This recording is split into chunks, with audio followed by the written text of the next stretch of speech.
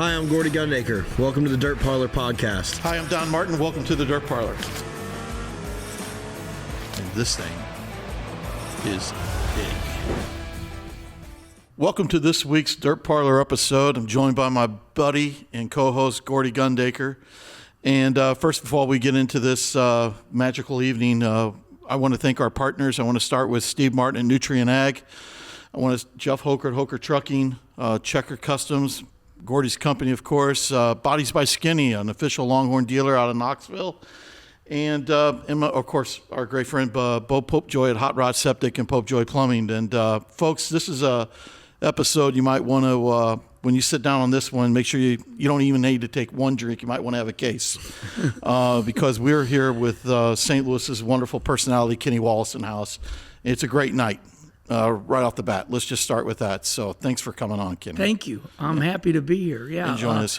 This started with myself and Gordy down in turns 3 and 4 at Granite, and I said, "Man, your show's really good," and we just got to talking about it, and so yeah, I'm excited to be here. Well, you know, the big thing, we always see Kenny everywhere, the coffee with Kenny and everything else, but one of the things I want to talk about right off the bat, Herm. Mm-hmm. I've always wondered kind of where Herm, kind of where it comes from. You know, talk a little bit about that with us. So I was born, obviously, hyperactive.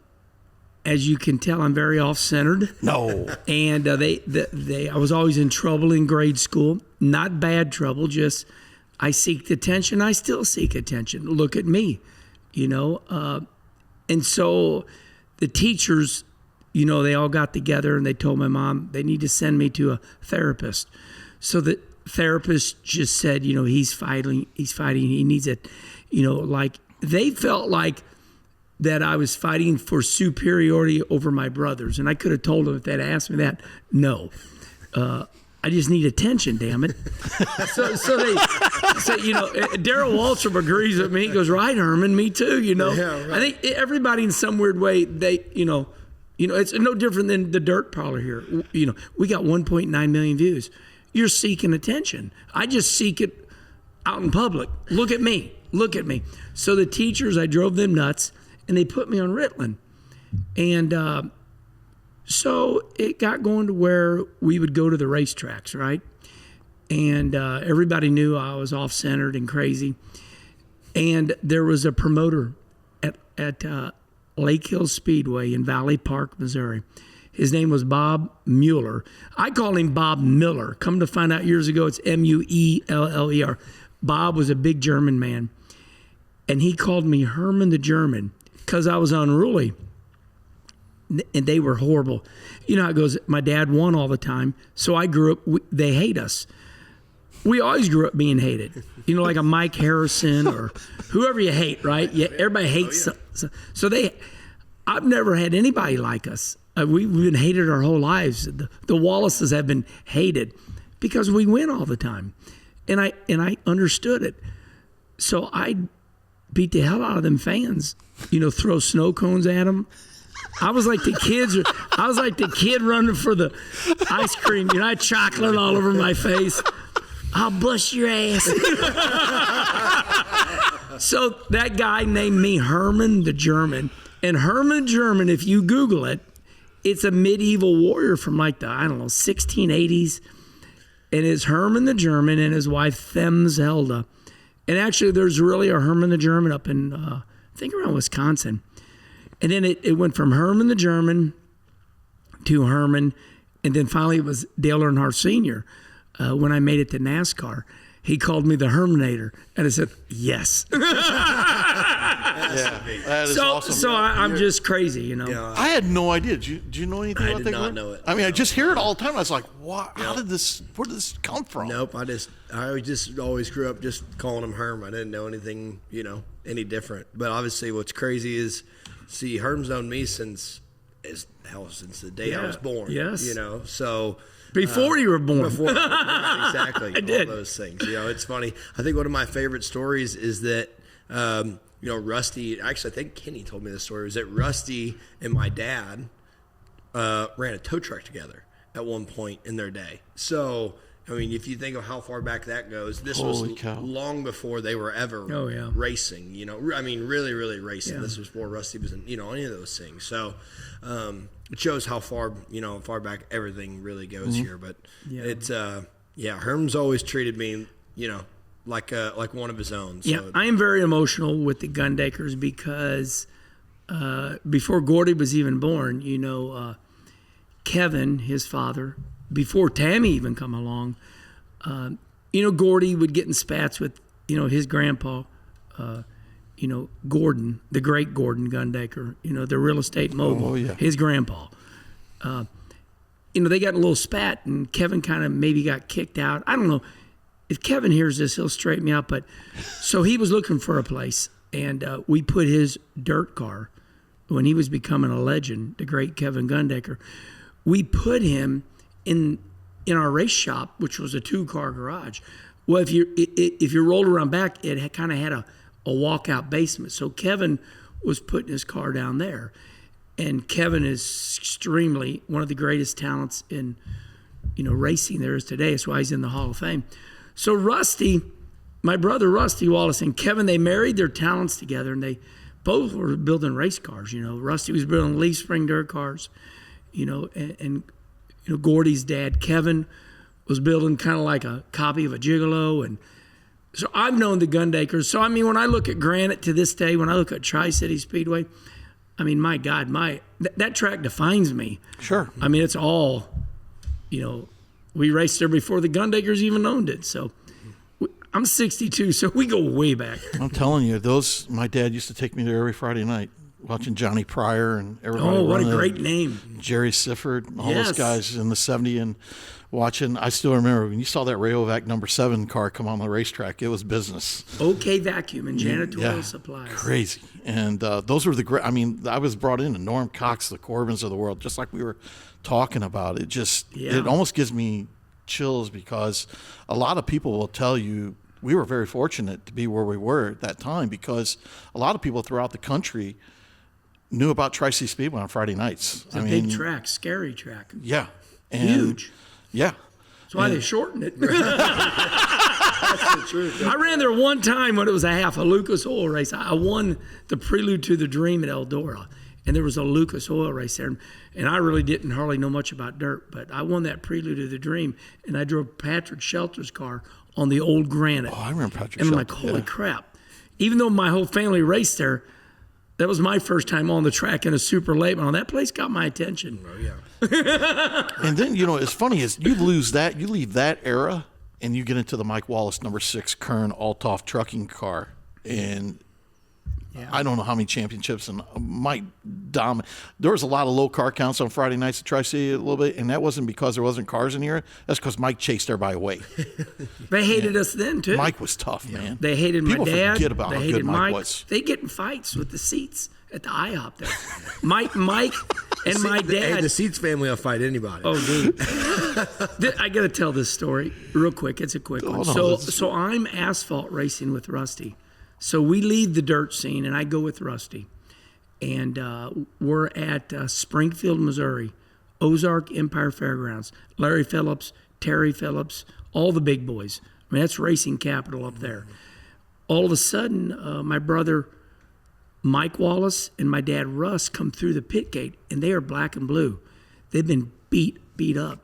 Well, after the race at Granite, they go to IHOP, and Mike in the seats, they start mouthing off each other. I mean, there's a brawl. I mean, that's the way it was back then. And my mom fought people, and hell, I'm not even a fighter, but I'm like, what the hell is going on? As my wife would say, don't you slide on dirt? I'm like, yeah, well, why'd they get so mad? I said, well, you're supposed to kind of know where you stop, Yeah,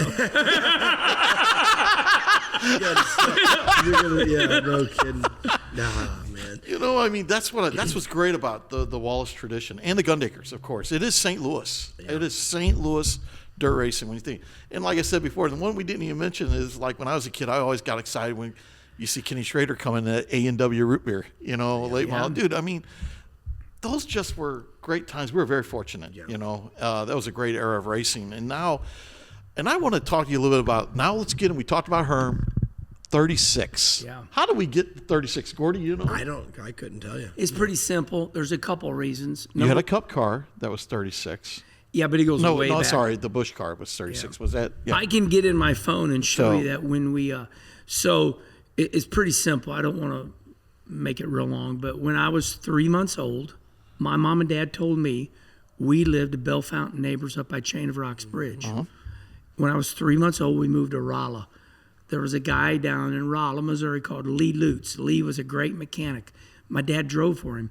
It was number 36, Blades Shoe Shack. Right on Main Street in Rolla, it was a little shoe store. Well, it was 36. And my dad was always 36. And then when we moved back to, when we moved from Rolla back here, my Uncle Gary opened up a janitorial business off Manchester and around Kirkwood, 2 stores, OK Vacuum and janitorial supplies. So Dad became number 6, and my mom looked at me and she says, you're the 3rd son, Rusty, Mike, Kenny. So I'm 3. And she said, you're the 6th racer of the family. My dad, my Uncle Gary raced. My mom ran powder puffs all the time. Mike, Rusty, and me. That's so and cool. I was born in 1963. Now this is becoming. When I play roulette, I'm on 36. Red 36, baby. So this 36 started out with my dad, and then this 1963. It was just mom capped it off. I said, okay, 36 means a lot to me. I'm 36. Yeah. I love it, honestly. And obviously it's just you have such a history. Your family is all a history of racing. My family's a history of racing, and I feel like the St. Louis area, obviously in general, just for so much time has just breeded all of these race car drivers, and I feel like you had Carl Edwards that's from Columbia, Missouri, and it's just.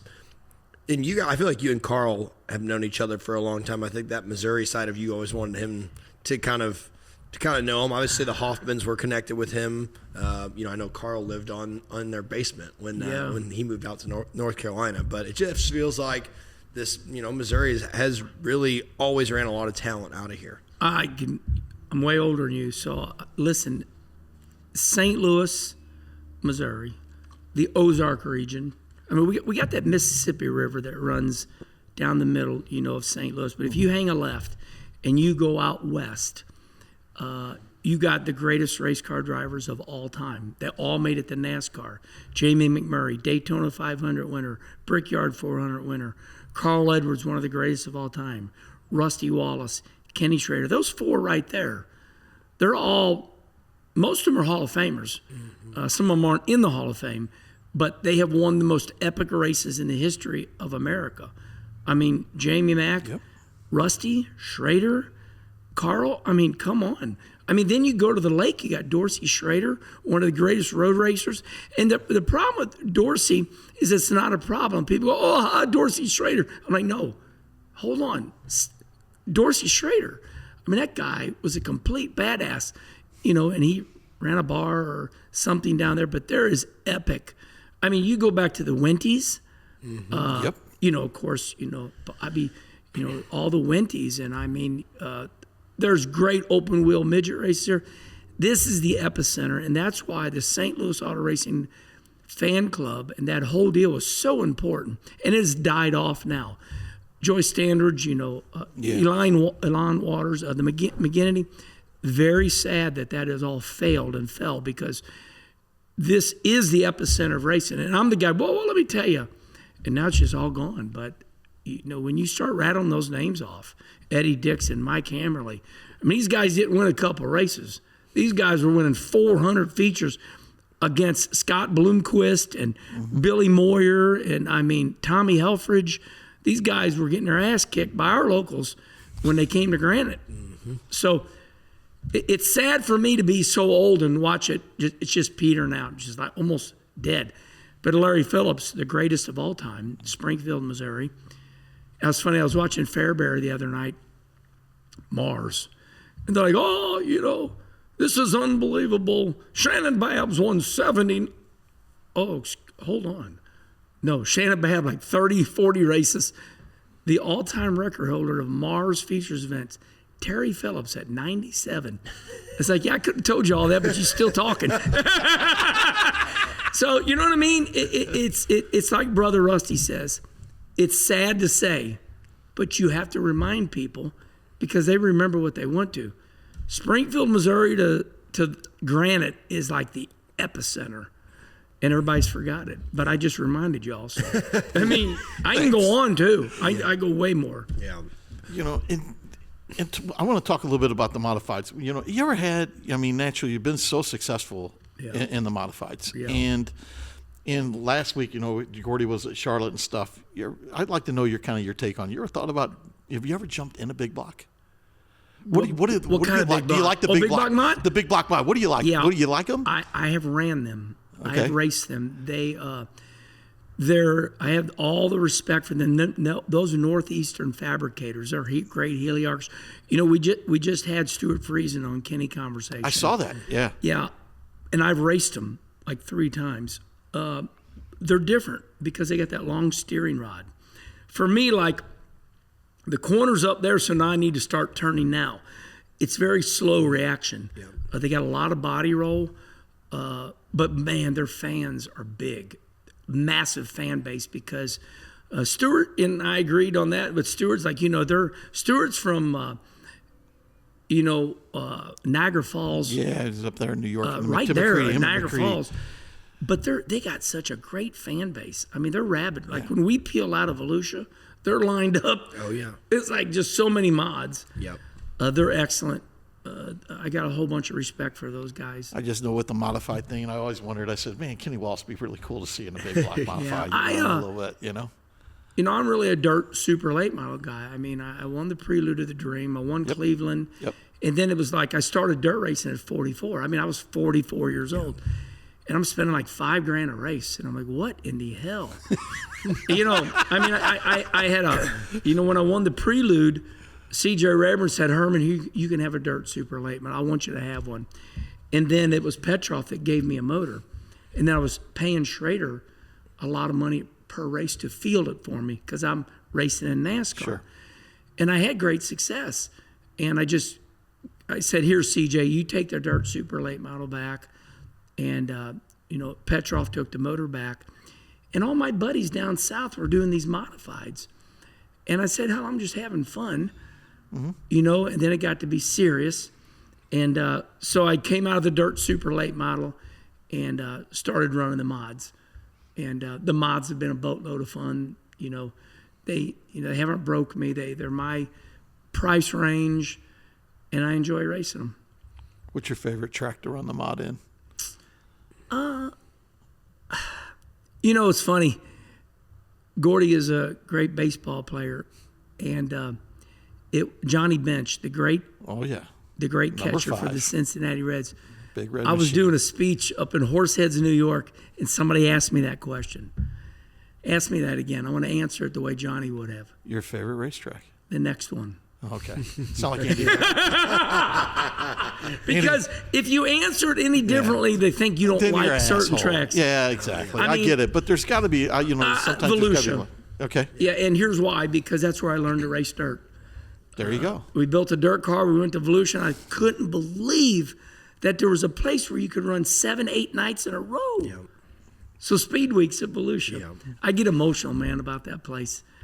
I went over there with Rusty. I didn't go to Volusia one year, and we went back there, and I started tearing up a little bit. I'm like, damn, these were great times, learning how to race on dirt. So I like Volusia a lot. It just brings back a lot of emotion, I think that's what's great about having you here. I mean, we saw the different sides of Kenny Wallace throughout, but talking dirt racing and having some fun. We're a dirt family. Yeah, exactly. I mean, that's what we love. We're a dirt family. We want asphalt. That's why we did the dirt. Yeah. Just happened to go to asphalt for a while. I've interviewed more dirt racers on Kenny Conversation. I mean, Gordy knows this. I mean, I've had Gordy on and Nick Hoffman and, Jonathan Davenport and Bobby Pierce and Stuart Friesen. I mean, it goes on and on and on. And, Devin Moran. And I mean, I know more about dirt than dirt racers do because I pay attention to it. Right. I know all about the chassis. I know how much it costs. But NASCAR made me famous. Sure. So that's what I'm known for. Well, I think it's Yeah. Well, Exactly. Listen, if you go to the NASCAR race when they have it here at Gateway, Worldwide Technology, I should say, Kenny's got his autograph booth lined up, and they're stacked, waiting to get an autograph for him. So it's not just because NASCAR made you famous; you made yourself famous because of how you treat everybody. That's one of the. Yes. That's nice of you. I love you. Yes. That's one of the main things. You're a lover too. 100%. Yeah. I wear my heart on my sleeve, just like Herm does. But I think one of the best things about Herm, we've gone up. I mean, I don't know how many racetracks we've been at together numerous times, but my favorite story was when we did your birthday at Quincy. Oh my God, I'll never forget that. Yes, it was great. So Quincy was obviously where I played college ball at, and at the time I'm still there playing college ball. In the fall when I didn't have games, I'd go race, Quincy on Sunday nights. So Kenny Dobson was running the place at the time. I'm like, hey, I got a bunch of my college teammates. And I mean a bunch. I was I remember. I'm like, they'd like to go. I was like, but they're college kids, they don't want to pay $12 to get in the racetrack, right? They think it's a scam. They don't know anything about it. They watch right? dirt cars? Right. Where the dirt gets all over you? So I said, hey, would you let them in for $5 a guy? I said, the only nice thing is they'll drink beer. I said, they'll be completely fine spending money on that. He's like, yeah, sure, sounds good. So I wrangle up like 40 of them, and they come to the races. They sit right off of turn 4, first row, and just get absolutely covered by dirt. Loving it. Yeah, they dressed up in construction outfits, and they wore all these crazy things to there. They stole my crew uniforms out of my trailer, so then they're wearing them, and they come down and they were just having the time of their life. Well, it was Kenny's birthday, and my mom had stopped and got a cake, and so after the races, we convinced all my buddies to stay, and like there's a picture somewhere. I'll have to find it, because if I find it, I'll make sure we put it on the show. It's Kenny and all my teammates and us, and we're holding this cake. This was. And I'm gonna tell you what I remember about that night. It dawned on me how easy it is to be friends with Gordy. I mean, the whole damn college came out because Gordy said, "I'm racing. Come see." I mean, they love him, and at that time, I realized we had something in common. We love people. And a lot of people don't like people. It's a very strange phenomenon. But, I mean, I got friends that are like, I don't like people. I'm like, I got to be honest. One of my best friends, Martin, we get introduced at Richmond in a cup race. It's like, ladies and gentlemen, Martin. He's like, and he goes to the Valvoline number 6 car, and he goes on the passenger side of the car. And they announce me. I qualified good. And he goes, Herman, come over here. He goes, talk to me. I don't like people. They come on. I said, damn, Mark, it's going to be a long life. I love it. But that night, it dawned on me just how many people love Gordy. But so your mother gave me that cake, and she bought it at a grocery store. It was awesome. It was good. But it was on that plastic. And we went to pose, and that damn thing, we caught it at the last minute. We did. I mean, it was going. It was going for the, and it started raining.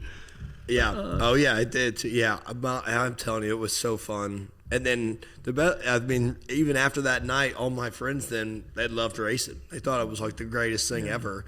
So every Sunday, Kenny Dobson would text me and say, all your friends coming, all this stuff. We're out of beer. The one time they were cheering in the stands, and they'd always, we were the Quincy Hawks. And so they'd be up there screaming, going, go Hawks, and all this stuff. Well, this one girl that ran a 4-cylinder class, I'll never forget this either. She gets out, they're up there chanting, go Hawks. Well, she's thinking that they're talking about the Iowa Hawkeyes. Oh, yeah. She's an Iowa State Cyclones fan. She gets out and she says, the Hawks suck. They're like, fuck you, boo. And they're raising hell, they're booing her. And I mean, so I literally for 5 minutes, they were not stopping. She messages me that week and was like, I'm so sorry. I thought they were meaning the Iowa Hawkeyes. Well, Quincy is so Iowa, too. Right. It's like you're in Iowa. Yeah, she's like, I didn't realize it was the Quincy Hawks. And so the next week, then she comes back and that girl wins again. And she's going, go Quincy Hawks. It was so good. I'm telling you, I'm like, my friends at the time, they were wild. So, and they came to a bunch of races, and it was, we had. Those are what the great Dick Trickle, one of my, Dick committed suicide, but he taught me so much. And those are what we call snapshots, Yeah, I mean, it's crazy, right? I mean, I remember you winning at, Macon on the last lap. I remember you winning Farmer City.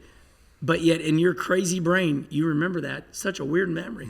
But those are snapshots of life. And the older I get, it's like, it's weird. Because when I interview the greats on Kenny Conversation, they don't talk anything about how great they are, what their wins are. They go back to stuff like what he just said. The little things. It's but it's those memories. Yep. It's funny. We were just talking about that night at Macon the other night. Oh yeah, it was badass. You won there twice. We were talking about the. I wasn't talking about the race at all. It was the fact that when I won at Macon, I said the craziest thing. I said in victory lane with me that night. I said it was Ted Brown and Pam Brown with Ted Brown's Quality Paint and Body Shop. It was Herm and his entire team wearing their Jegs gear. Yeah. It was Zach Dahm was in that picture. There's 45 people scattered across. My phone finally rang about almost 5 in the morning. My wife goes, "Where are you at? You have not called me." I'm like, and of course I was buzzed. And me and Gordy, he won one of the biggest races of the year. I mean, the Herald Review 100 at Macon. And, and I mean, you got Babb and Pearson. I think, Gordy kicked their ass. And that was big. And at that, and I can't drink anymore because of my stomach just can't do it at my age. But we were drinking the serious beer. My wife's like, and I look down, I'm like, oh my God, it's 5 in the morning. It was too. I got a video on my phone of Herm pouring a beer on my head at like 4:30 in the morning. Yeah. I don't know what time the sun was coming up by the time we shut her down. We got to the hotel and it was light. I woke up the next day at Farmer City already, and I'm still in my race suit from the night before. And all it did was smell like beer. Yeah. And then that next night, I go on and I actually won that night as well. You were on a heater there. The best part about that night is that I like that word, heater. He was on a heater. The first one in my window that night is Nick Hoffman. Yeah. Aaron Heck was there. Yeah. I had my best, So then the next night was the exact same thing. I have 30 more people in my picture, and it's a bunch of different ones, So it was, we were literally just talking about when that. you ran when you won Farmer City, for some reason we ran our A main first, and we were leaving, and I said, slow down, stop. I said, Gordy's going to take this lead because you slow rolled Babb. Yeah. Yep. That was big. Yep, we did. Yeah, that was probably one of the best races ever. Me and Babb ran door to door for like 10 laps with Bobby on our heels, chasing us. Bobby actually showed me his nose with like 4 to go, and it spooked me. And I got tight and missed the bottom off of 2, and I was like, I just gave this fucking race away. Yeah. I'm like, I don't. And then somehow I got back to Babb, and it was wild. Yeah, it was a lot of fun. I know that much. Those are memories that'll definitely never go away. They better not. Well, the other thing is, it's fun that we're talking about short track racing. We're less than a month away from the biggest event in St. Louis with the Dome. And Kenny, you've been a big factor. I remember you have promoted this thing since it came. I still remember the one video of this guy when he had his phone out showing the pit area, showing the pits across the street from the Dome. Talking about O'Neill, Lanigan, all the big boys. All the big boys. I still remember that, and it kind of gave me chills, man. And it still does, because hearing Kenny Wallace calling out, St. Louis, because no one has promoted St. Louis more than Kenny Wallace has. I hope you understand that. You've been an ambassador for St. Louis. Well, thank you. And means a lot. I got fortunate. I got lucky because Fox Sports, Fox out of Los Angeles, Fox TV, they had called me and wanted to know if I would do TV. And that's a whole long story, but just cut through the chase.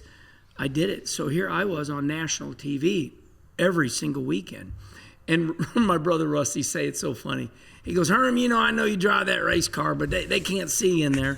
He says, there's the TV. And when you do that NASCAR race day built by your whole head fills the TV up, and there's your face. So people were noticing me. So I'm just St. Louis. I'm St. Louis through and through. Yes, you are. Me and Gordy.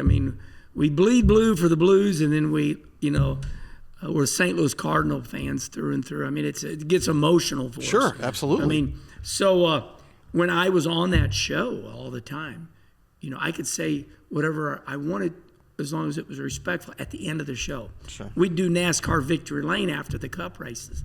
And I'd say, all right, we're headed to Peevely this week with my dirt car towards the end of my NASCAR career. And that is what really helped. That those producers, NASCAR Race Day built by the Home Depot or NASCAR Race Day fueled by Sunoco. We had 2 sponsors. Then it was Victory Lane. And they would always allow me. So when Cody Summer, years later, Cody Summer comes to me at Volusia. And I'll never forget at the time, Jeremy and Ashley Burnett, Nick Hoffman's sister, they were doing it all together. And I got emotional then. I said, what? You're going to put a dirt track? And I knew they could do it. There were so many people that were bad-mouthing them. And I believed them from the beginning because I'm so strange. I'm weird. I'm like, oh, hell yeah, that'll work. With today's technology, you got these boulders you can stack. I'm thinking out of the box. Years ago, it didn't work at, the Pontiac Silverdome. I said, it's because they didn't have nothing. Right. Nowadays, they got blocks. They can build the track up. And the rest is history. So I promoted the hell out of that race because I was jacked up. Me and Gordy. Gordy was the very first car on the track, and then I was the second. So his super late model, remember that night? Awesome. Track was real fluffy. It was too. We got out there and we weren't sure what to expect. The best part was they couldn't turn. They didn't. The lights were not on all the way. We had said like the yellow lights, orange, the very dim. I mean, you couldn't hardly see a thing. I mean, I won't say it was like dark, but it was just it wasn't like when the bright lights are on Saturday night.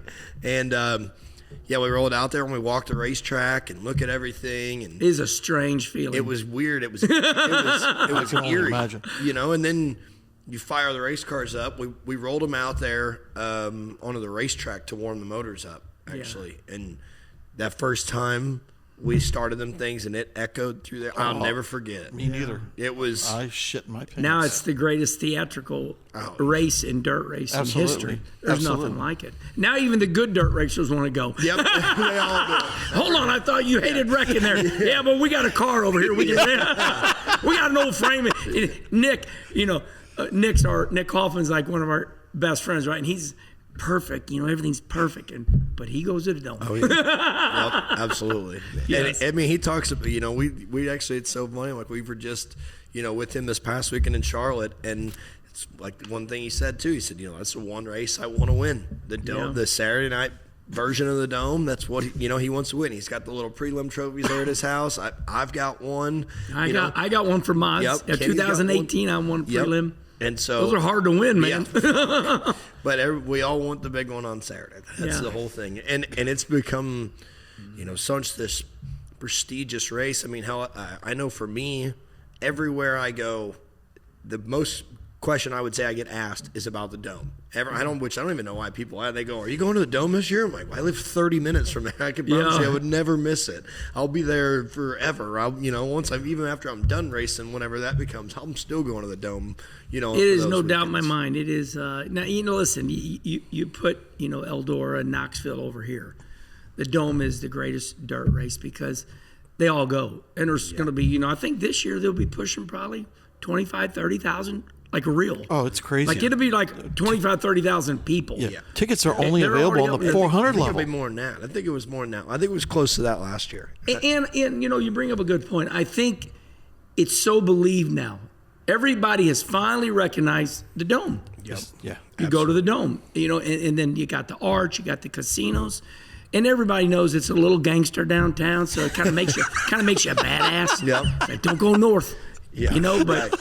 You're all right in the city. And everybody's like, that's right. And then, then all Nelly, man, and then the barbecue, and, then where do y'all go party at? PBR. Yeah. Well, what sucks is the last 2 years it hasn't worked out, but a few years before that, there was always a blues game on Tuesdays. Oh, yeah. And so a lot of guys, we would take, the one year it was, if you remember, it was me, Kenny, took Nick, Ricky Stenhouse, Chris Wyndham was with us. I think Tyler Courtney was with us. You know, we took a I got bunch drunk at the little Mexican joint before we went there. I got ready to leave the Blues game, and Nick's like, "Are you okay?" I said, "I'm fine." We did the one right across from the dome. We went to the Mexican joint and had we had open midget races with us. we did. We Wyndham, had a bunch of us, and then we went to the Blues game, and it was a lot of fun. But that hasn't worked out the last couple of years where the Blues have played on Tuesday night,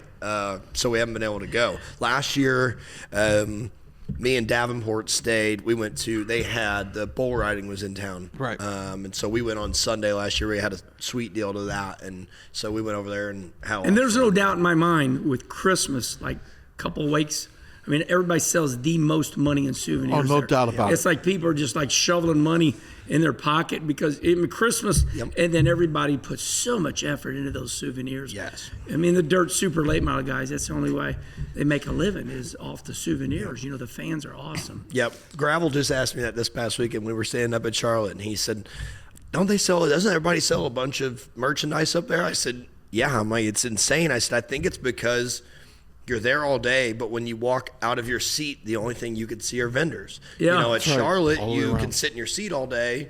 You don't have to go see the vendors if you don't want to. You don't have to go outside the gate. I also think it's the holidays. Right. Too. Well, and that's exactly the exact same thing I said. I said, you know, it's nice. I said because Christmas is right then, so a lot of people will Christmas shop.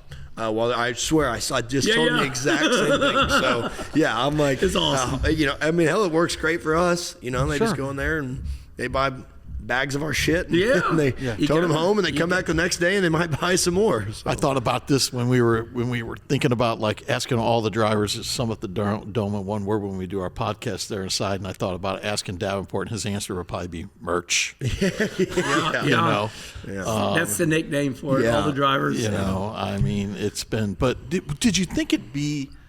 I mean.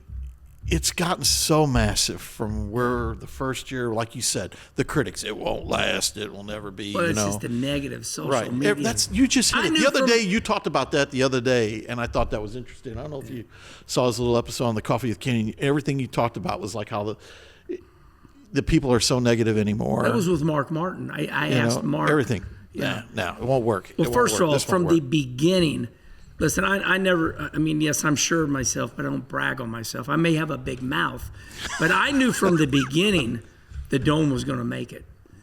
Because if it just did good a little bit, you know, it's like, holy moly, what? The weather doesn't matter? It doesn't matter. And Bloomquist is here, and he won the first race, and his car's hopping off a turn. You know, I mean, come on. And so finally, then they just perfect. It's like the Chili Bowl, right? Yep. Now they perfected it, and now the track's too smooth, so they got to rough it up a little bit on purpose. Go and dig some Can you rough this up a little bit? Listen, that first year when you guys were leaving the America Center going into the Dome, and it's like sleet and rain. Oh, it was awesome. The streets are like slick as snot. It was badass, dude. I remember going. The best was we're standing there because we had run our heat races, and then we're sitting there going, where are these fucking modified guys at? You know, where's their Wrecking? they're well, Wrecking out in the city streets. They had slid past, they couldn't turn, so they had slid past the annex door, and they couldn't get in because there was ice on the roads. So we had to go out there, and they're all sitting there kind of like parked, and they could not, and so, because we're sitting there going, well, they just went out the door. There's no. That was probably the worst weather ever at the Dome. Yeah. Kelly Shyrock called. He's going to bring a kid down. He's not going to run. And Shyrock, tell me a little bit. I said, well, you leave the convention center and you go out on the city street and you go down about a quarter mile, turn into the Dome. This is the truth. Yeah. You know, I think what obviously, you know, they've learned every year that they've done this event. It's one thing I appreciate so much about what Cody and Emma and their entire staff do is something happens every year that everybody still complains about, right? Whether it's the fence, whether it's the racetrack's too rough, whether it takes too long. They find a way every year to make it better. Yeah. Every way for us. I think that's obviously why the fans love it so much. But this year, you know, they raised the purses. They changed, money. They changed the draw format, and what I thought they did was great. You know, their draft lottery that they did, and I think it's really cool because you see a lot of the interactions on social media of being, I'm Team Emma, I'm Team Cody. Yeah. Actually, we were in Charlotte. We actually sat down with them for dinner the one night, and I was giving Cody shit because I'm like, you knew my stats, you still didn't pick me. I said, I'm glad Emma picked me. I really don't like you that much, and so we're going back and forth at each other. But that's what I love about it so much is he takes our feedback. He sees it from afar. He's a racer. He knows all of it. But it's some guys are good with just going, well, hey, it works. We don't need to do anything more. They got and another thing, I'll tag on you, Gordy. Little things like when we first went down there, the chief of like the fire department, and they got the carbon monoxide reader. I seen this lady run around the golf cart like the first. Yep. But they've kind of figured the carbon monoxide out. Yeah. They know how to open. I mean, those doors are massive. Yeah. I mean, they're like, one garage door is like 20 garage doors are. It's like all of a sudden, the wind. They've kind of figured out how to open them, but. You're right. The first couple of years was the worst weather. And it's been crazy lately. It's been like 60 degrees outside. 100%. Yeah. Well, and then even the dome, too, they made upgrades last year. Oh, nice. And so it made it a little bit easier on us because if it was really cold, you used to have to just go stand out there. At least now we have an inside portion, I guess you would say, before we roll across the street. But, yeah, there's just I think really at the end of the day, I think St. Louis was the absolute best fit for that race to be here. I don't know where you'd go. Yeah. Because the convention center, like you were just saying, and what they did is like, let's say the musical acts would come in. Now they got it to like, let's say Taylor Swift would ever come to the Dome. She can, be inside and, they got loading docks now. That's what we're trying to say. Yep. So that was a big upgrade. Absolutely. So now when we pull out of the convention center, we're loading up and we're putting gas in kind of inside, but it's outside. Yeah. Really nice. Yeah, that was a big thing. That was a big thing. The Dome, it just seems like, I just saw there are tickets for Saturday are in the 400 level. That's all there's available. If you go on. And 3-day passes are gone. Gone. And now you're looking at that. And kudos to Cody.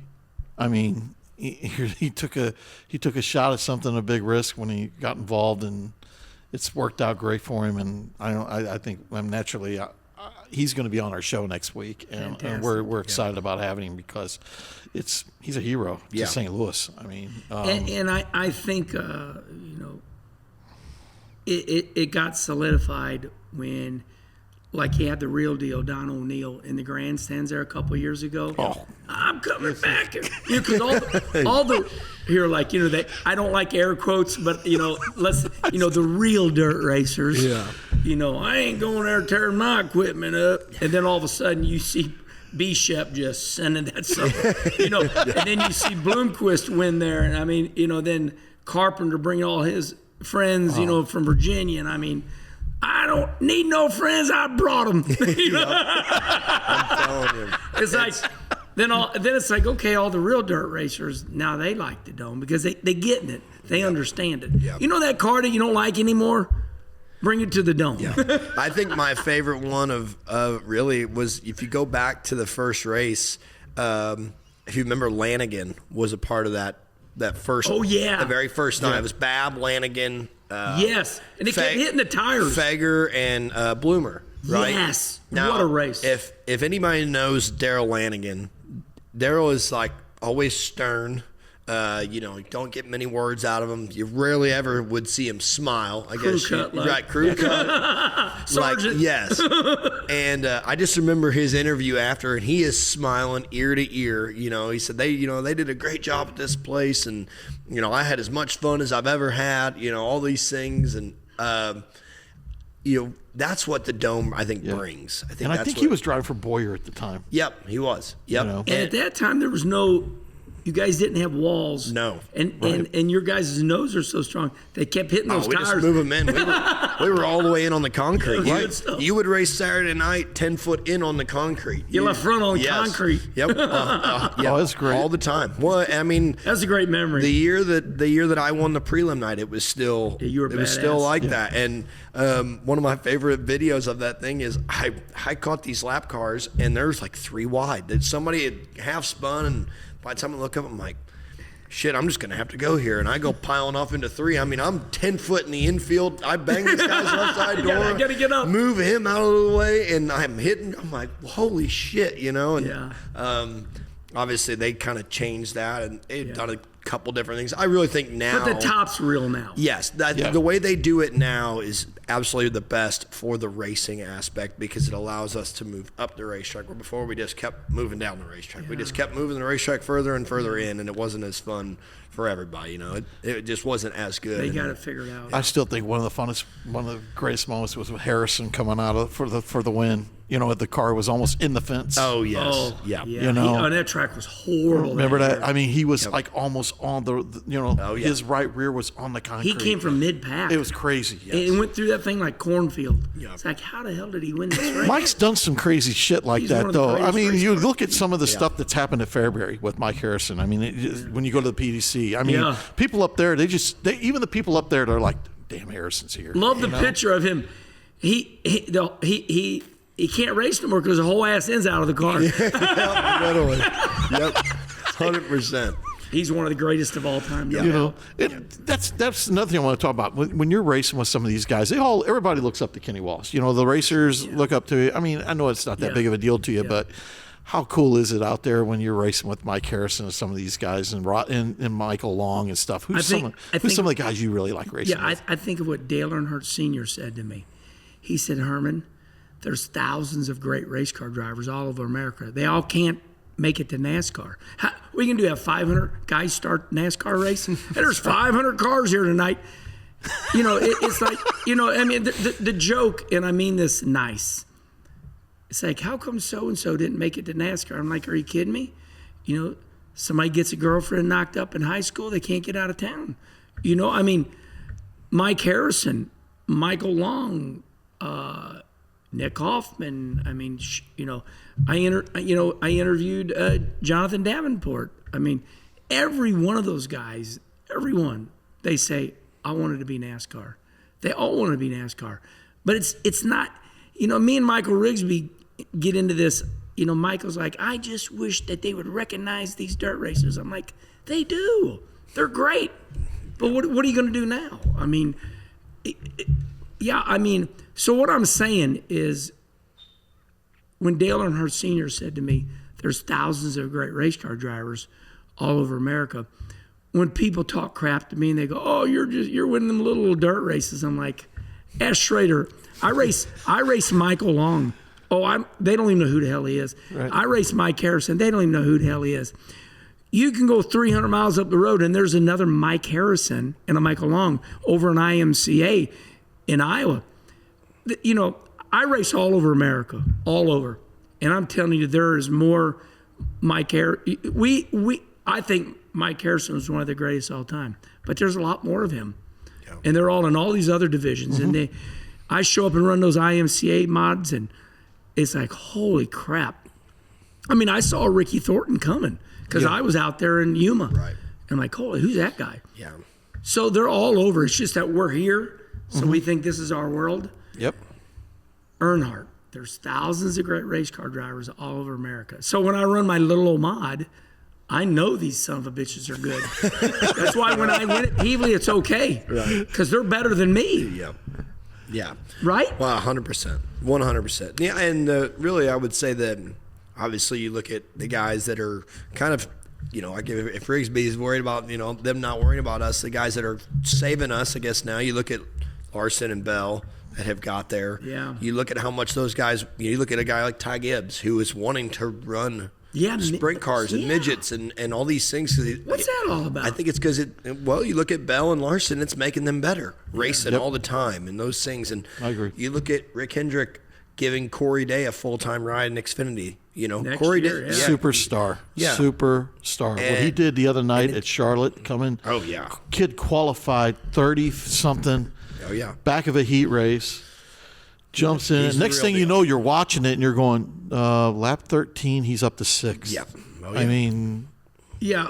I know. Right, keep going because me and Rigsby's mad that dirt racers aren't more famous. Michael, they are. But what do you want to do? Right. Yeah. Well, and I mean, you look at a kid like Brent Cruz, right? Yeah. I got to watch Brent Cruz at Millbridge when he was 13, and Nick actually was the one that told me, he said, you need to watch this kid. Next thing you know, this kid's just burning the fence down, beating the boards and drives and, runs second. I'm like, oh, he's the real deal. Emerson Axum. Jesse kind of Love. the same thing. Jesse Love. Yeah. Jesse Love. Right. Watching him drive You're for saying Keith it Koontz. yourself now.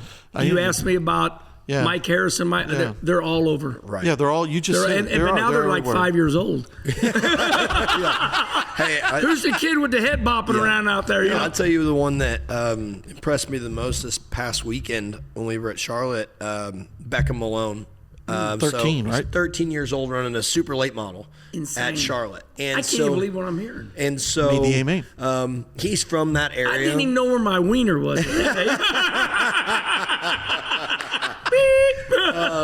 But anyway, so I had seen some stuff of his on social media before, and he gets in the A-main on Friday night, and I think he started like 7th or 8th, so he starts right in the hornet's nest of all these guys. Sure. And 5 or 6 laps go by, and I'm kind of watching Nick more than anything, and I just hear, wow! I'm like, man, somebody's up here just pouring the coals of this thing around the fence. And it's this Beckham Malone, and I'm talking about in the fuel, all the way up against the fence for 35 laps at Charlotte. He ran like 9th or 10th on Friday. What is that? The American government won't even give you a license till you're 16. Yeah. But a kid 13, Go drive a school. super. Is that grade school? Yeah, absolutely. 13's grade school. Yeah, he's got You're it. not even in middle school, as they say now. Yeah. My day it was junior high. Junior high. No, you're in grade would be, school.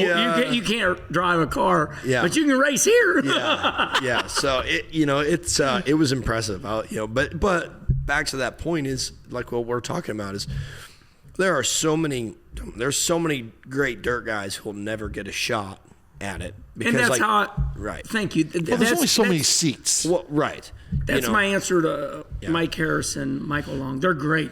They're great. They're better than me by far. Yes. Well, and I think that's why you look at what NASCAR is doing next year. They're allowing, more guys to come back and run the truck series. 10 now. Yeah. And don't get me wrong, the reason they're doing it is because there's many talented guys that are out there. A lot of them don't have the funding that they can just go pay to play. Right. That's 100%. and so More room. Yeah, somewhere to go. right. I read something they were talking about how I think it's Colleague that's doing a team in there. They're quitting. It's going to be O'Reilly now. Right.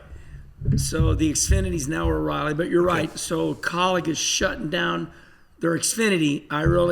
O'Reilly, they're shutting it down and going all truck. Yep. Because Stellantis, which is Ram. Yep. Okay. They're Yeah. 2 or 3 truck Yeah, and I teams. saw one of the trucks that they were going to have was going to be like a all-star truck.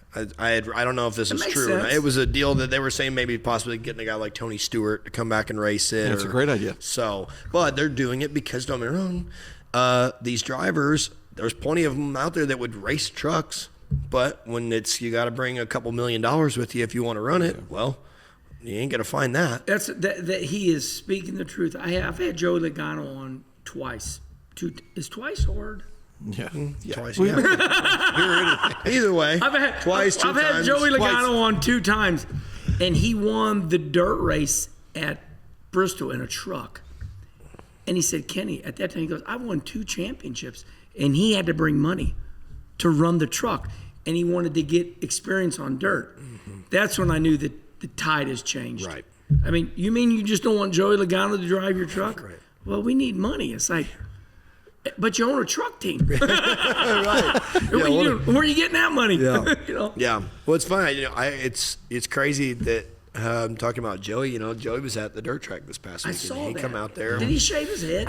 Yeah, it looked like I getting a new didn't hairpiece. walk up and ask him to take his hat off. My hairpiece looks pretty good. Look at there.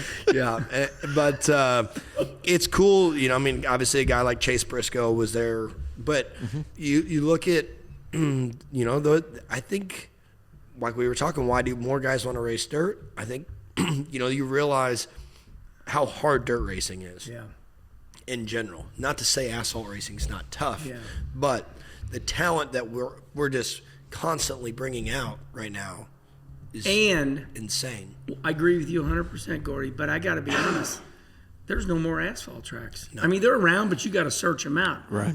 Like, if you wanted to run asphalt around here, you'd have to, you got number 3s. I got brain fade. I-44. You got I-44. Yeah, Lebanon. Yeah, Brennan Willard. But, that's really it. I mean, you got Hawkeye Downs and Cedar Rapids, but, they're very far and few between. Mm-hmm. But getting back to your question, I'm in awe of Mike Harrison and Michael Long. They're multiple champions. They've won hundreds of races. And I told, Harrison, I think I'm good friends with him. He calls me, and I do some nice things for him. But I said, Mike, as great as you are, it hurts me that you never got in a super late model, because somebody that great, he did it all in a modified. Yeah. Stop and think about that. Mike Harrison has done all his whole life in a modified. Yeah. It wasn't until 2 years ago somebody put him in a late model. I'm like, right. And I said, this is a tragedy. This, and he's won. Stop and think about that. It's ridiculous. We're bragging on him for what he done in an old mod. It's an old beater car. It's like a Bobo car. But, come on, an old mod. Yeah. I run a mod. They're nice and everything, but they're a crazy bunch of drivers. They wreck every 5 laps, and it's ridiculous. It is. It's like, hey, we went 6 laps in a row, But it's a good class. Yeah. I enjoy it. Yes. And I admire the drivers I race against. But let's call it what it is. How many times do we watch a race and everybody's like, "There, throw the checker." We see it all the time. Probably good. Well, he was making comments last week about the support class. Oh man, we are support class. No, I was getting. He was all over the sprint car guys a little bit last week. One of my favorite things to do if I go to the racetrack, I love getting on X and I'll get the fire and everything. Oh yeah, right. And listen, everybody that actually knows me understands I love all forms of dirt racing. That's right. Everything. But I will always make sure I play that late model guy and start picking on the other things just we all do. And so the other night when it took an hour to run this sprint car feature, it took them 30 minutes to run 6 laps. We have to have an open red for a fuel stop, and I put on there. I love it. The support class. I saw that. Yeah. I saw it immediately. I just started shaking my head. The sprint car old heads come flying for me on there, which I knew, and it's like, buddy, just look right, just read through the bullshit. Yeah. I have a podcast for one that they don't even understand sarcasm. And I'm like, this is great, and so. And then the best part of all of this is, the next day we're the first racing out. What happens? The late model heat race goes out, and the first heat race can't get finished. It takes 25 minutes. Hey, so when we're parked down there, it's Hoffman's parked down there, McCready's to our right, JD's to our left. McCready comes walking over and said, "Fucking Gordy just had to get on there and talk shit about the support class, and now we can't get a lap." But to that point, too, with the A mods, with with Mike Harrison, Michael Long.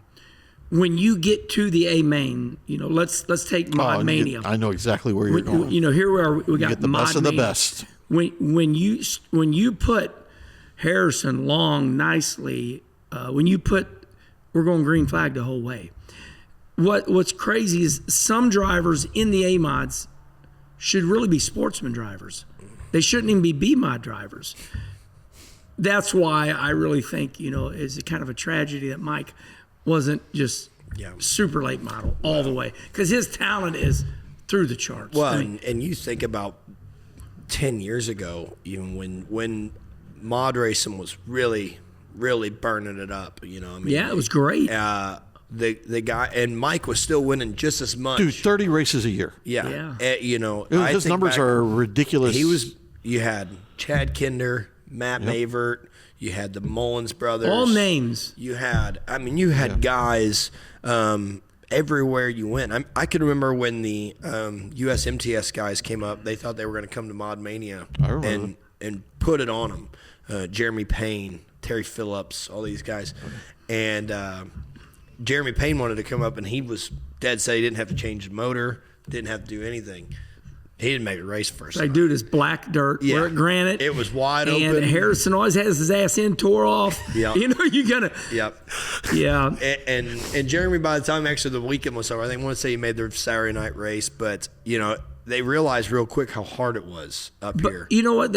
I like this conversation because Mike Harrison's. You asked me about Mike Harrison, Michael Long. I'm still answering you. Right. We could go on. I mean, yeah, it's a deal where it's like, okay, Mike Harrison deserves to be in a full-time late model ride, but they keep petering out, right? So the one he was in was for Randy Cordy. Then that petered out. Now he's into 33, and he won it at Peavey. But it's a deal where, okay, he cannot run the late model, so he gets in his mod and makes $18,000 in 2 weeks. Wins one of the A mains at Fairbury, comes down to Peavey, wins 10 grand. I looked at him and I said, I've been counting your money lately. I said, you won 15 grand. He goes, 18. So to his unbelievable credit, it's like, okay, these late models are so expensive. You know, you can't, what is there, about 9? Speaking of racing, they go, okay, late models around Granite or Peavey, there's like 9 total.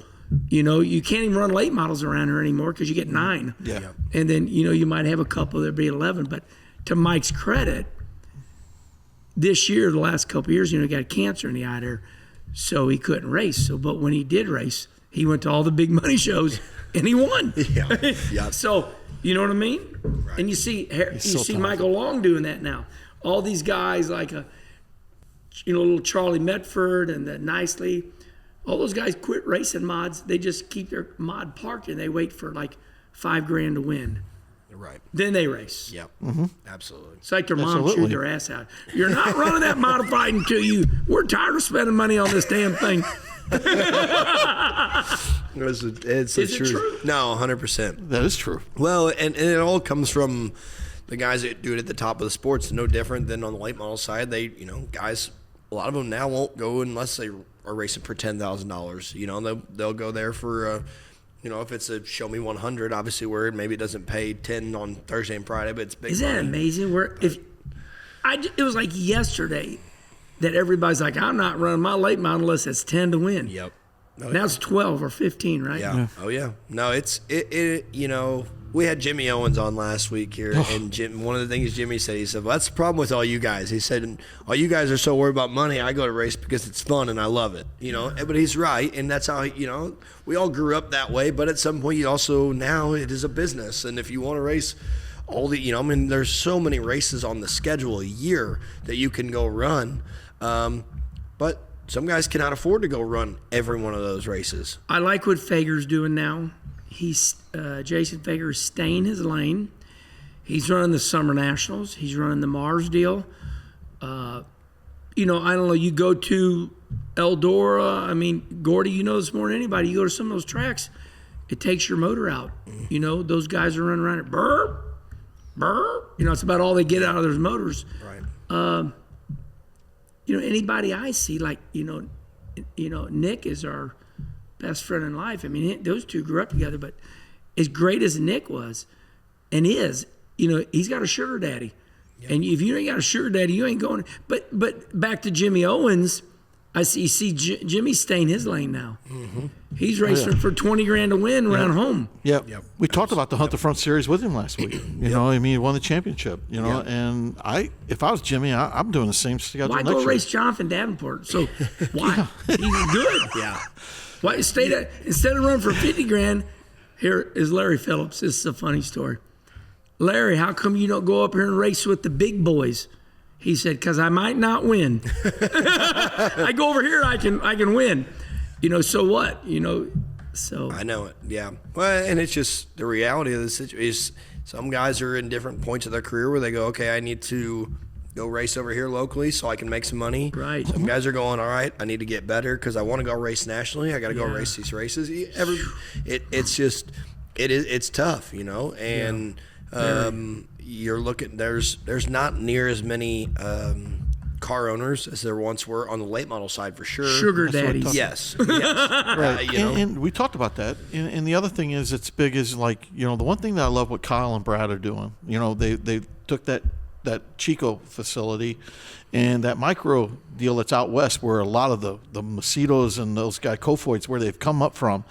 You've got Millbridge, you got Shane Stewart, what Shane Stewart's doing down there at Port City there in Oklahoma. And then it's a great stepping stone for getting into sprint cars. Yeah. It really is. We don't have that in late models. There's not really, those kids that are going to Millbridge and stuff, they're not thinking super late models. Yeah.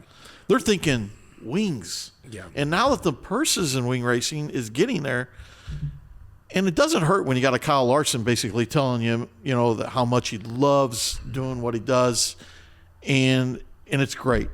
It's great for everybody.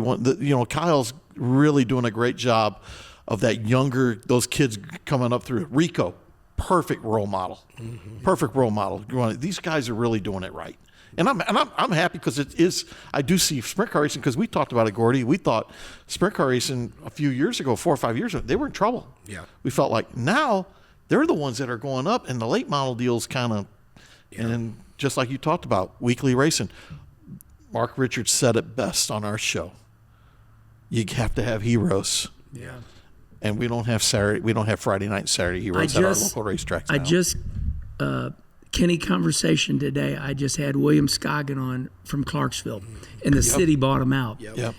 And we all, the complete racing world agrees that local racing is in the shitter. It's done, it's over. And William said, I take all my acreage and I use it all to make money. You see Tammy Gundaker, his mother. But when you look at William, the only way, this is William's words, I'm not saying this. You got the dirt track, you got the drag strip. Now they got called donut racing. It's for Instagrammers. You lay asphalt out, you put these blocks in the middle, let all the camera people go in there so they can put it on Instagram. You charge them like $20.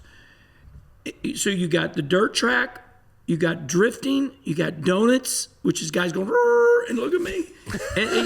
It's Instagram. Yep. Might as well make money off Instagram. Right.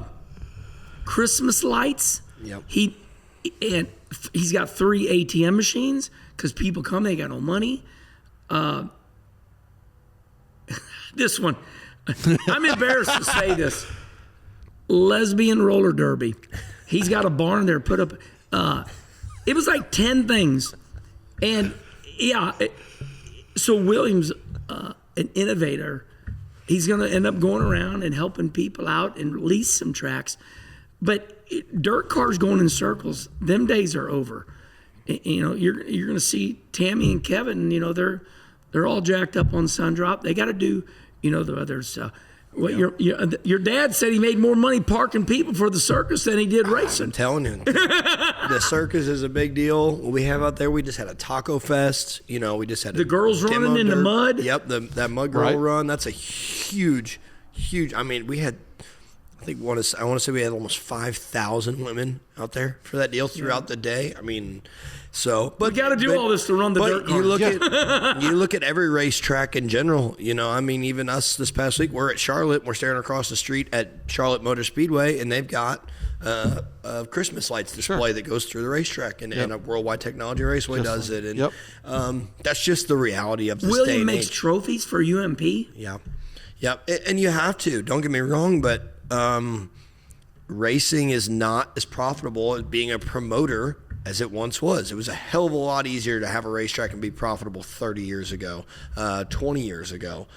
But it's a lot harder now. It's when you got streaming and you have God knows how many amusement things that families can go and do on Friday nights. That's not the racetrack.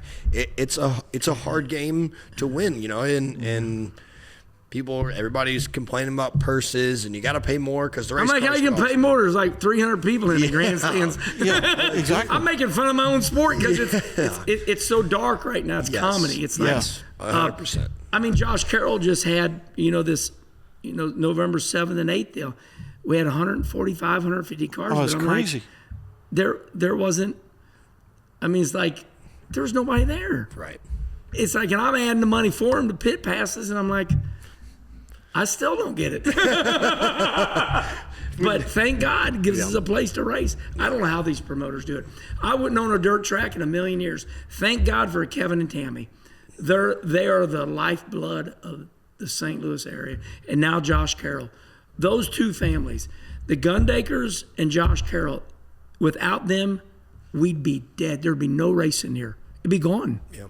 Tell me who'd do it. No, you're right. Absolutely. That's why we're having Highlands a fairgrounds. Right. Yeah. Well, I was listening to Mike Joy today, and he had this little deal. He was on a show, and he was talking about this, where NASCAR's headed, and he was really nervous about the fact. He says, the older race fan is what's keeping it going. He goes, and we're with this younger generation, we don't have any. He goes, and I blame a lot of it. He goes on the sponsors that are on some of the race cars.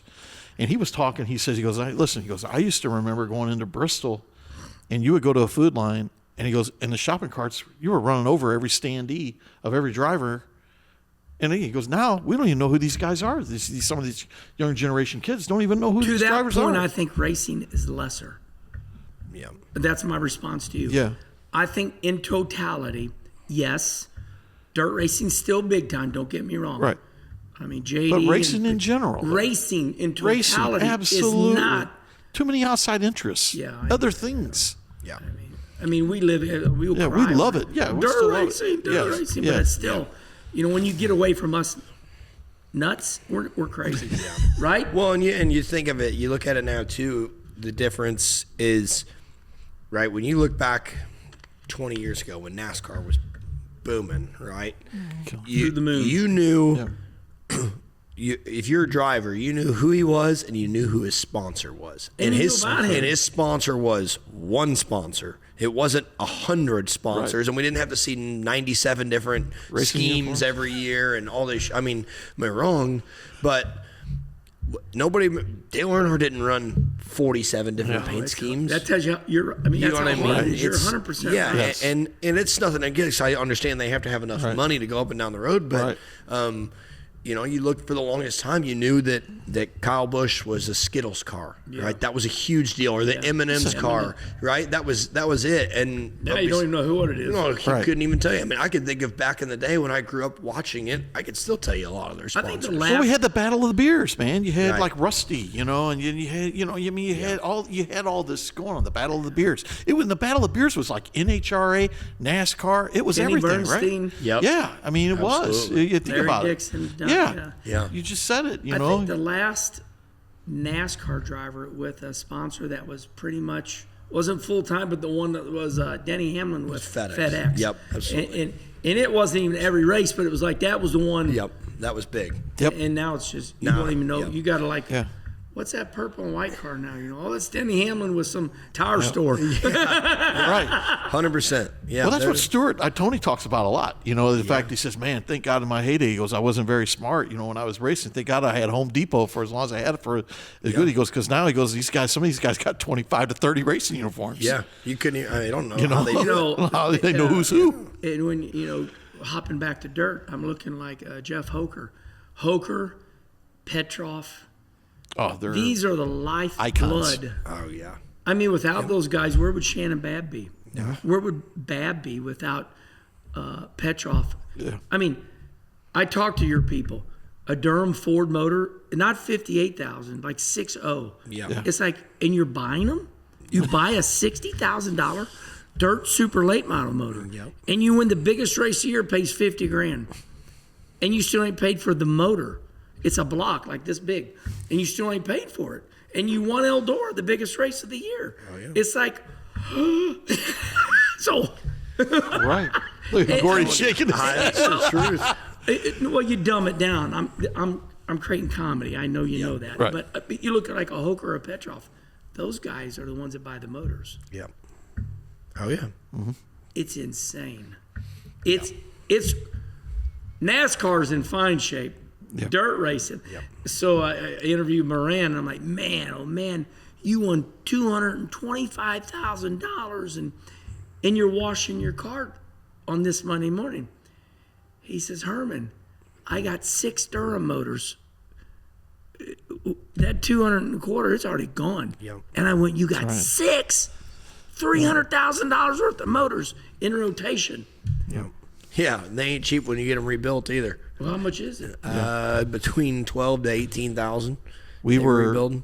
We were blessed when we had Aaron Reitzel on with us and was talking about John Fulkins of Fulkins Trucking taking care of his entire and. What's the deal with all the truckers? The truckers got money. Yeah, I guess. but anyway, I went to Knoxville this year, and there's a gentleman named Don Long, and at Knoxville, and you go, Richard and Jennifer Marshall introduced me to him. Actually, he's 90 years old, and when a driver got hurt, like a couple of years ago, it was one of his drivers that he helped. And it was like he went to the Knoxville there, and they didn't have the facility needed. Oh, you know what? We're going to make sure you got this equipment for the next sprint car driver that gets hurt here. Here's $1 million. Here's $1.5 million. Guess what? That same hospital. Hey, we need more generators. Here's another 1.5. They're telling me all the story, and there are some good people out there. Well, anyway, this Don Long. Anyway, Richard and Jennifer's told me. He said it's like, and Aaron told me the same thing. To go, they love Aaron Reitzel. And a couple other and a couple of other drivers that race there on Saturday night that he's helped and bought motors for. Anyway, they said he'll come out and watch his car at Knoxville every Saturday night. And the minute if he doesn't have a car with his engine package on it, he ain't watching. He's out. Because Aaron says, you'll see, notice right at the bat, he only watches me racing when I'm not on the track. Or Caleb Johnson, he's like, he ain't watching. Yeah. And he's helped Austin McCarl now. And we need those guys. But when you got guys that are helping out hospitals and things like that too, that go beyond the scene, and these are the sort of people too, they don't even want you to know. Yeah. The great thing about dirt racing is the love that Gordy and you and me and everybody, the absolute, we worship it to a detriment. It's like a drug for us. Yes. Yep. It's like a horrible drug. It's like, we got no money. Yeah, well, we're still going to go race. Where are you going to get the money? I don't know, but we're going to the racetrack. It's like, no, you don't got any money. I mean, I have a story. So during COVID, I broke a Mullins motor, and it needed valves. And Chad Mullins says, I don't have any valves. I can't get any. And he says, but there's this guy that bought a brand new motor from me, went to Volusia, and got sick while he was down there. He is actually a Fairbury mod champion. I forgot his name, but so he wanted to sell his motor, and I looked at Kim, and it was, I'm not going to say the money, but it wasn't too high, it wasn't too low, it was a fair price. The motor just had some practice laps on it. Kim and I, my wife, that you never see, we got in my Toyota Tundra, and we drove up to Kankakee. And we picked that motor up because when I looked at my wife, I said, well, I was kind of in purgatory. I didn't have any motors. I have two motors, but they're both down. Right. And I said, I guess sit out for it. And she goes, no, you're not. And the thing of it is, I'm not going to make fun of myself. I have money, but I have this maturity to me. I'm like, I ain't going to do that, But Kim said, no, you're going to race. Because she knows I'd go stupid. So did I explain it best? Straight off the rails. You don't understand. If I don't race, I'll go stupid. Yeah. I got to race the car. Yeah. You know what I mean? Kim's like, you're not sitting on this couch for this entire deal just bugging the shit out of me. You ever seen Rusty Griffall? He'll pull his modified motor out, put it in his late model. Oh yeah. It's incredible. The lengths we will go through because it's a drug. Yes. We need more Rusty Griffalls. Yeah. Oh, when I first met Rusty, we fought. He didn't like me, and now we get along. And he is the ultimate Mike Hammerly. He is the new Hall of Famer. Rusty Griffall is the greatest thing that ever happened to dirt racing in St. Louis because now I know him. Yeah. He's a gangster. He'll make chicken salad out of chicken shit. When we think, you can't race, Rusty will go, well, go over that fence, give me the poles out of the fence, and I'll put a roll cage in. You're right. Wow. Yep. No, you're absolutely He's incredible. Right. Yeah. He's incredible. No, and it's, that's one of the things is that what's awesome about, I feel like racing in general, but just the St. Louis area dirt racing is we have so many guys that come from so many different sides of the fence, right? That just have always been a part of it. Always. And I think, we've been fortunate that, we've owned Tri-City 21 years, and I've got to see all of them. Every one of them come in and out of there, whether it was, you think back to when the Carrer brothers ran 7 race cars a week. We had oh my God, how many crate cars they brought 3 trucks and trailers in every time we were and there. you know what, back then, Billy let Faust. me stop you for a minute, because that pisses me off nowadays. Say that again about the 7 cars, then I want to stop you again. They had 7 cars with 3 trucks and trailers. Okay, but nobody went, they shouldn't be racing.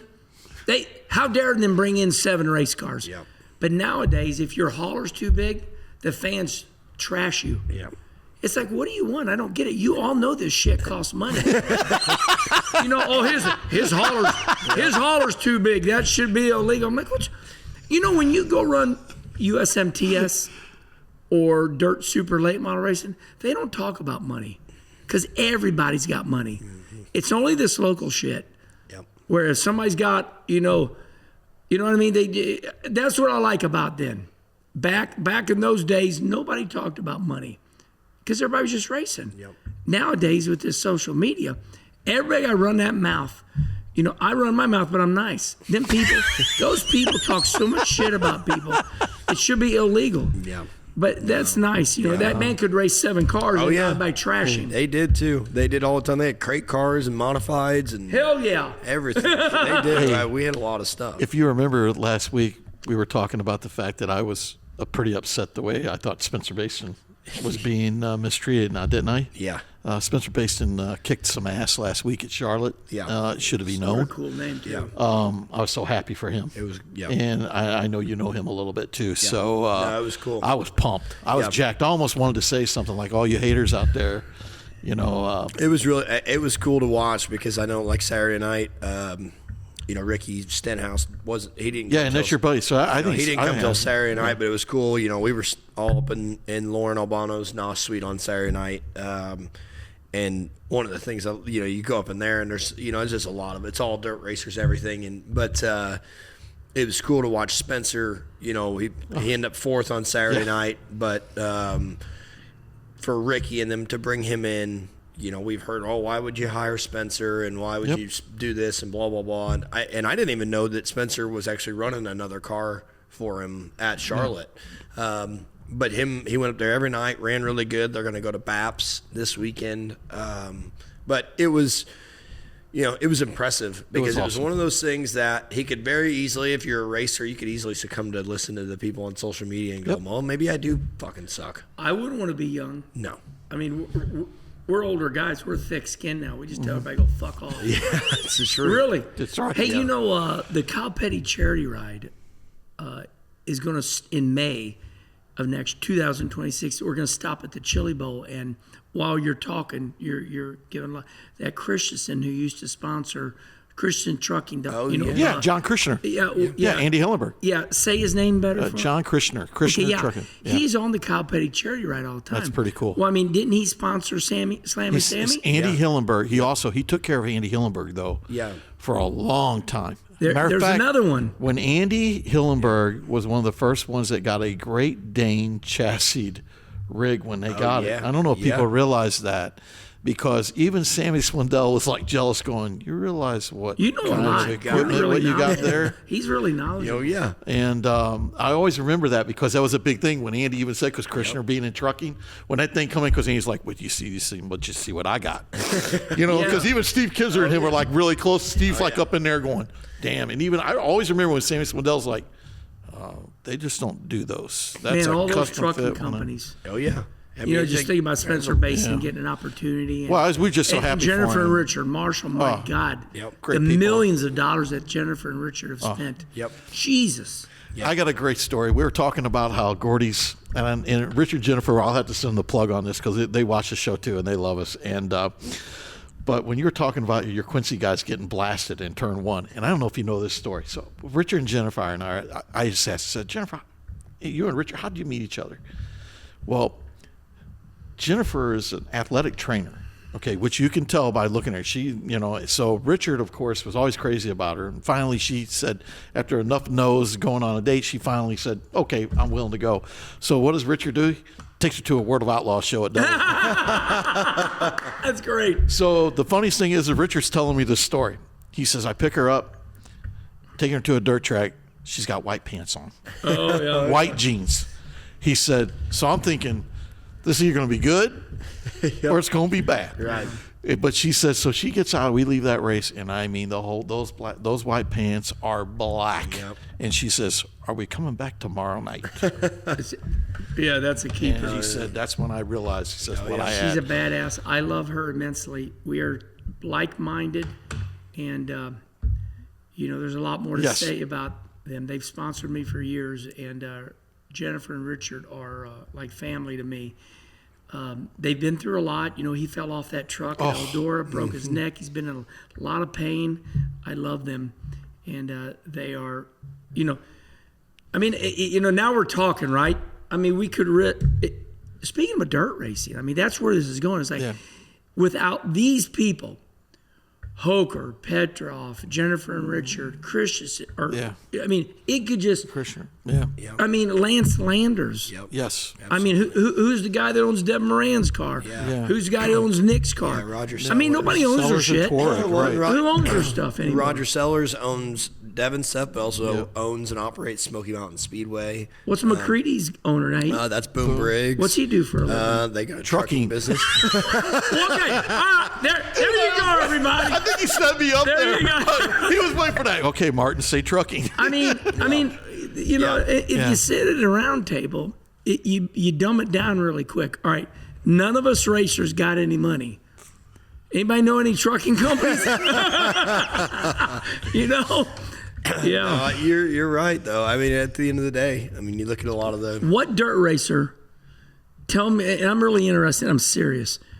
What dirt super late model racer, here's the parameters, World of Outlaws and Lucas Oil that run the series, run every race, owns their own race car? The only one I could truly think of that comes to mind, in which I don't know if he does or not, is Daniel Hilsbeck. I don't know, though, on that. But that would be the only one I could think of. Who owns the 28 car? Dennis Erb. Yeah. I believe that, I know he gets a lot of help from McBride. McBride helps him out. So I don't know. Dennis, I don't know if he owns his own stuff or not, because I know he's talked about before that if he did, McBride has helped him a ton throughout the years. But I mean that really seriously. There's nobody else. We defend dirt racing, but it's as Bobby- bad as NASCAR. Bobby is one. No, you're right. I mean, stop and think about it. Bobby technically owns his own team, but I don't know. He's good enough where he's got a lot of A lot sponsors. of sponsors, right? You got to win. Right. I don't know anybody. Nobody's going up and down the road on their own dime. I can tell you that much. Nobody's just. Right. You have to have sponsors. You got to have all these people. Or owners. Yes, have to. There's nobody else that's The owner wants sponsors. Yeah, I mean, what Jimmy Owens? Yeah. Jimmy Owens literally said it. He didn't even have a way to get to Volusia or had a car, and Kohler Motorsports steps up, and next thing you know, he said, I was just trying to borrow a rig to get to Volusia, and next thing you know, I had my own rig and I got cars, and Kohler Motorsports, came in and saved the day. It's a wild time, but we're fortunate because there's as many. It works. Yes, there are people out here who love the sport, who are very passionate about it, who tend to sponsor race teams. I love it. And we're thankful for literally every one of them, because if we didn't have, you look at the guys that most of them that sponsor race cars sponsor events. They sponsor all this other shit. I mean, I don't know how much money this Coltman Farms has spent, but they're sponsoring 6 or 7 cars. You got one more trucking company with MVT. They sponsor sprint cars, late models. Royal Jones out there that also owns and operates Vado Speedway. Royal Jones. There's all these guys. Mesilla Valley. There's another one. Mesilla Valley. They've been massive. Well, at one time, when they first got into it with Steve and them, they were actually leasing all the race team the trucks. Really? Yeah. Mesilla Valley. I wonder how much fuel they've given away. Wow. I don't know. They said, I talked to Bumper, And he said across the river here that they used, you know how you see those big old tanks? Yep. They owned a couple of them. Oh, I believe it. Right here across the river or wherever, right on one side of Mississippi. I'm like, now that's buying gas in bulk. Yeah, we own all it. I'm telling Millions of gallons. Yeah. Well, I think that's what's been great about when we started this, and we started the Dirt Parlor, Gordy and I, and our goal has been simple. We want to grow dirt racing. Shine light on it. That's what we want to do. The we real want to put it story. out there. Yeah, we want to, and we've been blessed, man. We've been lucky. We've had some great partners involved that let us do what we want to do, and at the same time having people like you on. It's been and the people that we've had on. It's been the who of who, and we've only been starting this since May, and the sky's the limit. And but we love it. Well, you And two we got love a it, good, man. you got a good thing going on. And That's like a brother. That's my brother over there. Man. I love him. absolutely. And I watch it, and I'm like, your views are appreciate good, but I'm like, your show's so good it needs to be more famous. yeah.